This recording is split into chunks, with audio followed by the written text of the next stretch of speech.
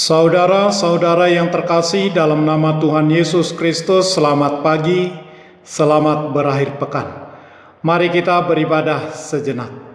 Kita menyanyikan Bukende HKBP dari nomor 724 ayat 1.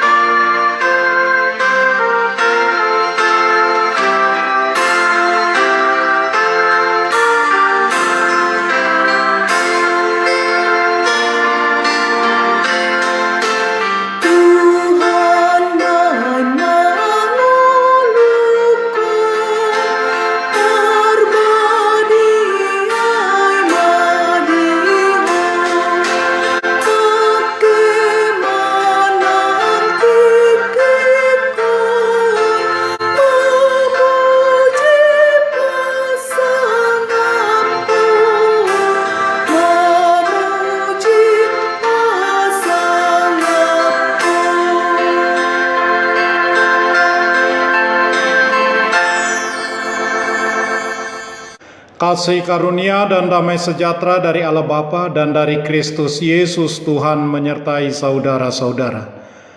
Amin. Saudara-saudara, firman Tuhan renungan harian Sabtu 9 April 2022 dari kitab 1 Timotius pasal 1 ayat 5 mengatakan, tujuan nasihat itu ialah kasih yang timbul dari hati yang suci, dari hati nurani yang murni, dan dari iman yang tulus ikhlas. Dalam bahasa Batak Toba, alai natinebak nipatik ido haholongon siar rohanayas, sian panulopi nipanggorani roha nang sian haporseaon nasomarlau. Demikian firman Tuhan. Saudara-saudara, dalam renungan harian ini, Rasul Paulus menyapa dan memberi dorongan kepada anak rohaninya, Timotius. Timotius sama sekali tidak ideal sebagai pimpinan jemaat di Efesus. Dia masih muda, belum berpengalaman, peragu, dan kemungkinan mempunyai masalah kesehatan. Di gereja Efesus, Timotius melayani. Rasul Paulus mendapatkan laporan tentang adanya beberapa orang yang mengajarkan ajaran lain dan sesat. Ada sekelompok orang yang berusaha mengaitkan Injil dengan adat istiadat atau kepercayaan masyarakat setempat agar Injil dapat diterima penduduk lokal. Mereka bermaksud untuk menjadikan Injil kontekstual, tetapi sayangnya mereka sendiri gagal memahami arti dan esensi dari Injil Tuhan.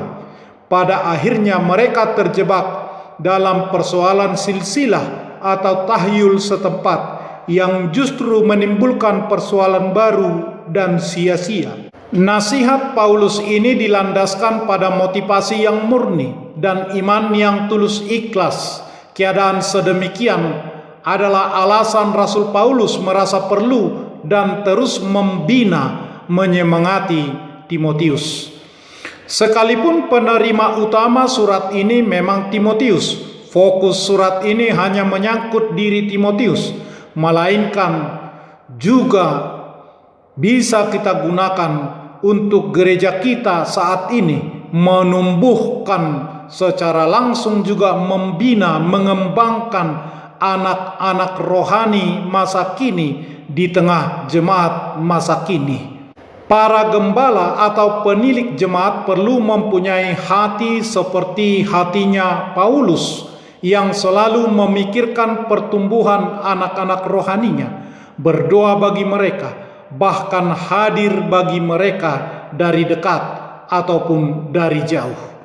Pada gereja mula-mula, Rasul Paulus sudah berupaya dengan menggunakan media yang ada pada saat itu, menggunakan surat, dan sekarang mulai tergeser oleh panggilan telepon, email atau Gmail, pesan WA, video conference, Zoom, YouTube, Twitter, Instagram, dan lain-lain. Para gembala atau penilik jemaat juga perlu mengenali calon pemimpin yang potensial untuk dibina dan ditumbuhkan. Kualifikasi calon pemimpin sangat mendapat perhatian. Takut akan Tuhan adalah hal utama. Mempunyai telinga dan hati seorang murid, bersedia untuk diajar dan belajar, serta taat kepada pimpinan Roh Kudus. Kelak para pemimpin muda yang telah dilatih akan menjadi perpanjangan tangan Tuhan untuk mendoakan, menggembalakan, dan menumbuhkan jemaat Tuhan. Bagaimana dengan kita? Amin. Marilah kita berdoa. Ya Tuhan Allah Bapa kami yang Maha Pengasih, ajarlah kami untuk selalu mampu menerima nasihat dan memberi nasihat, yaitu tindakan kasih yang timbul dari hati yang suci, dari hati nurani yang murni, dari iman yang tulus ikhlas untuk memberitakan Injil Tuhan karena anak-Mu Yesus Kristus Tuhan kami. Amin. Marilah kita menyanyikan buku nyanyian HKBP dari nomor 724 ayat 1.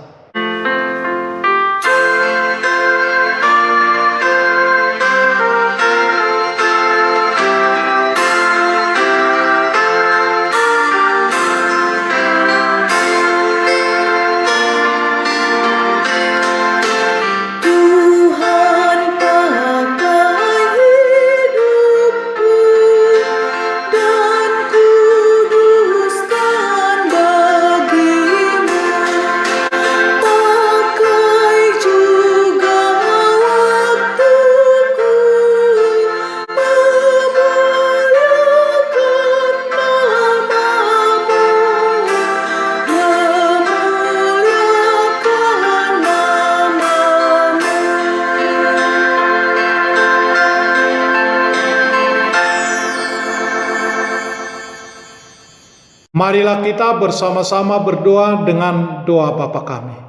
Bapa kami yang di surga, dikuduskanlah nama-Mu. Datanglah kerajaan-Mu. Jadilah kehendak-Mu di bumi seperti di surga. Berikanlah kami pada hari ini makanan kami yang secukupnya. Dan ampunilah kami akan kesalahan kami, seperti kami juga telah mengampuni orang yang bersalah kepada kami. Dan janganlah membawa kami ke dalam pencobaan, tetapi lepaskanlah kami daripada yang jahat, karena Engkau punya kerajaan dan kekuasaan dan kemuliaan sampai selama-lamanya. Amin. Anugerah Tuhan Yesus Kristus, kasih setialah Bapa, dan persekutuan Roh Kudus menyertai saudara-saudara. Amin.